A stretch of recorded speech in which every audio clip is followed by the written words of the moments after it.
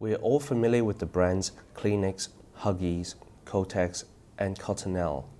Do you know that they are all produced by Kimberly Clark, a 140-year-old company? The company was established in the United States in 1880 as a paper-making business.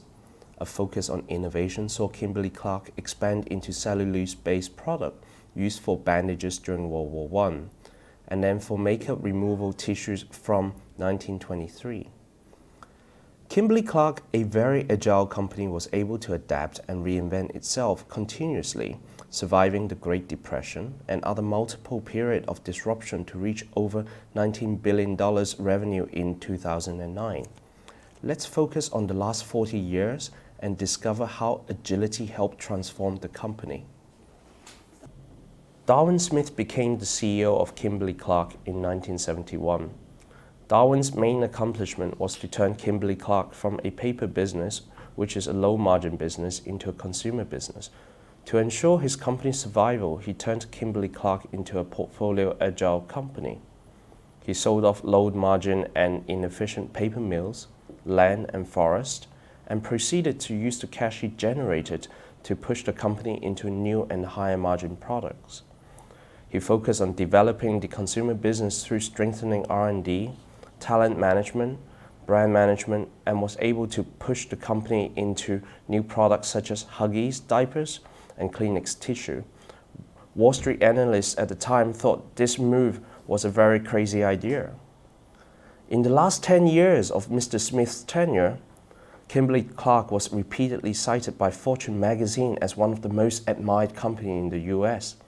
By the time of Smith's retirement, Huggies had become US leading disposable diaper and account for about 23% of the company's $7 billion in annual revenues.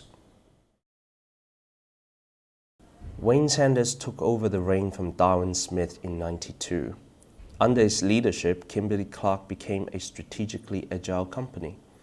The company aggressively expanded their market share in Europe and Asia.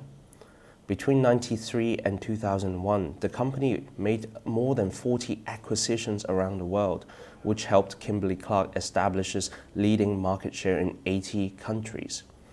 In 2001, two-thirds of the company's sales came from outside the United States, compared with only one-third in 1990. During this 10-year period, Kimberly Clark's revenue has doubled from $6.8 billion to $14.5 billion. Thomas Folk became the next CEO in 2001. Folk implemented strategies to enable the company to be operationally agile. Building on the foundation laid by his predecessors, Folk revamped the structure of Kimberly Clark's global operations, which improved the manufacturing, distribution, promotion, and sales processes. Constantly thriving for more efficiency, Folk initiated the global business plan and focused on strengthening three main core areas: improving innovations and getting them faster onto the market, building an even better brand capability using non-traditional marketing channels such as the internet, implementing cost-saving initiatives which enable $500 million cost reduction over 3 years. We saw the transformation of Kimberly Clark from a lagging behind paper manufacturing company playing in the commodity space to a key player in FMCG market with portfolio of billion-dollar brands like Huggies, Kleenex, and Kotex.